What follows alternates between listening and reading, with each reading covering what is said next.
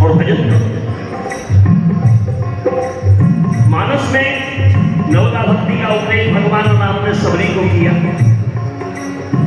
उसमें भी यही कहा कि प्रथम भक्त संतन कर संगा और दूसरी रति मम कथा रति। यहाँ भी पूरी चौपाई में समझने का शब्द है रति। डूब करके जो भजन करता है, अपने आप को भूल करके जो भजन करता है, अपने अस्तित्व को समाप्त करके जो भजन करता है, परमात्मा उसके सामने खड़ा होता है। कौन कहता है? बिंदु जी महाराज कहते हैं कि कौन कहता है भगवान आते नहीं? कौन कहता? आओ सामने।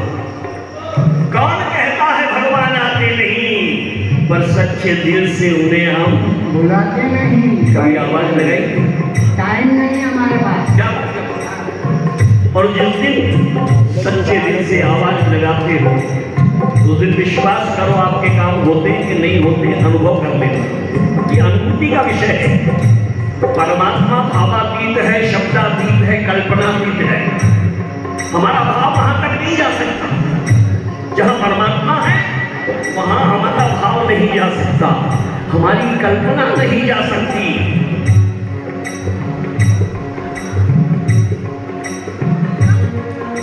हमारे शब्द वहां तक नहीं बोले।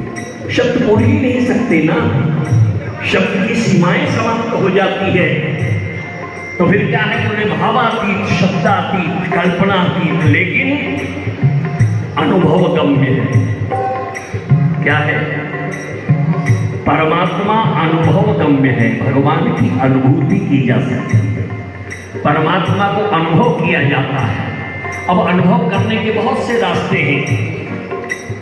कई लोग कहते हैं भूख लगी है, कहते हैं कि नहीं कहते? भाई बताओ किधर से लगी, कैसे लगी, क्यों लगी? नींद आ रही है, कहां से आ रही है? कोई टिकट विकट लेके आ रही क्या? थकान हो रही है, काहे से हो रही? ठीक नहीं है, कैसे मालूम पड़ रहा है? ये सब परमात्मा की लीला है। इसको समझो। जो भगवान का भजन करते हैं, जो ईश्वर की उपासना करते हैं हृदय से, कभी कभी ऐसा होता है कि मन ना लगे। ऐसा कभी कभी होता है। महीने में, 2 महीने में, 6 महीने में कभी ऐसा दिन भी आता है कि जिस दिन पूजा करने में, ध्यान करने में, जप करने में मन नहीं लगता, चित्त उचाट रहता है। तो ये भी उसकी माया जाल है, ये भी उसकी माया है।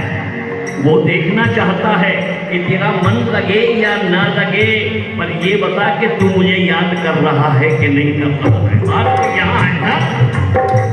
इसलिए दीवाने होकर के जब इंसान भगवान से कहता है, मैंने कहा एक पद में भगवान के लिए मैंने कहा है, और मैंने क्या कहा? मेरे गुरु महाराज बिंदु जी महाराज ने भी एक पद में बहुत सुंदर बात कही।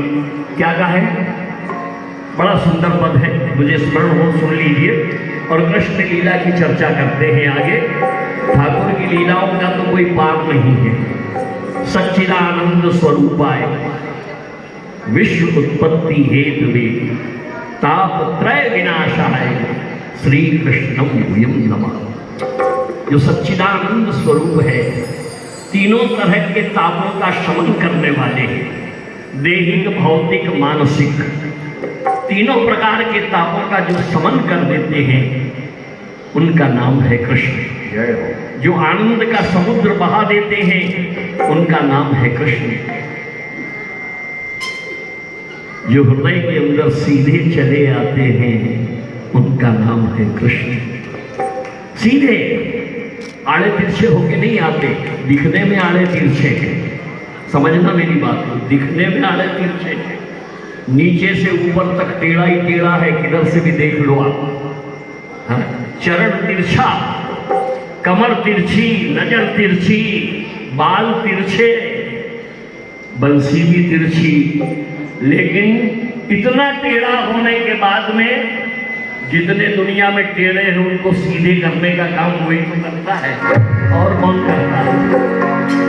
इसलिए भगवान से बिंदु जी महाराज कहते हैं, और मैंने इसलिए मुझे बड़ा प्रिय है शायद सुनाया भी होगा, क्यों कुछ नया तो होता नहीं, हो नया होगा तो वो भी सुनाऊंगा आपको। लेकिन आनंद आएगा आपको कि जीव का जीवन और जीवन का आनंद क्या है, कि आप क्या कर सकते हो। एक काम करो, क्या करो,